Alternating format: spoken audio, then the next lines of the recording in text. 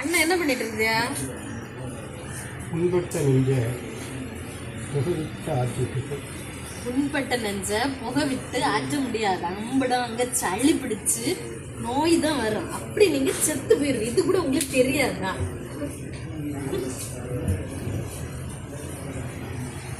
இப்படி நீங்க பண்ணிட்டு இருந்தீங்கன்னா சிஸ்டர் கம்பெனிக்காரன் அவன் வந்து வளர்ந்துட்டே இருப்பான். நீங்க என்ன இப்படிதான் இருப்பீங்க. லாஸ்ட் நீங்க இந்த உலகத்திலே இருக்க மாட்டேன். அதை முதல் புரிஞ்சுக்கணும். இந்த பொம்பளைங்களே இல்லைன்னா இந்த சிகரெட்டும் தேவையில்லை, இந்த பீரும் தேவையில்லை, ஒரு தண்ணியும் தேவையில்லை, டாஸ்மாகும் தேவையில்லை. அப்படி பொம்பளைங்க என்ன பண்ணோம்? நாங்க உங்களால தான் நாங்கெல்லாம் தம் அடிக்கிறோம், தண்ணி அடிக்கிறோம். என்ன பண்ணோம் சொல்லுங்க. பேசிட்டு இருக்கீங்களா? இது போதாதான் என் சிகரெட் வேற போச்சு 10 ரூபா. இதே பைசாய வீட்டுல கொண்டு கொடுத்தா அவங்க உங்களுக்கு 3 நேரம் வாய்க்கு ருசியா நல்ல சாப்பாடு போடுவோம். அதனாலதான் பொண்ணுங்க சொல்லிட்டு இருக்கது. பொண்ணுங்க எப்பவுமே குடும்பம் நல்லா இருக்கட்டும்னு சொல்லி காரணத்துக்கு வேண்டியது அவங்க சொல்லிடுறாங்க. அதை முதல் புரிஞ்சுக்கோங்க. இதை புரிஞ்சுங்க. நீங்க தான் சாப்பிட்டு பெருத்து போறீங்க. நான் எப்படி இருக்கேன்னு பாத்தீங்களா?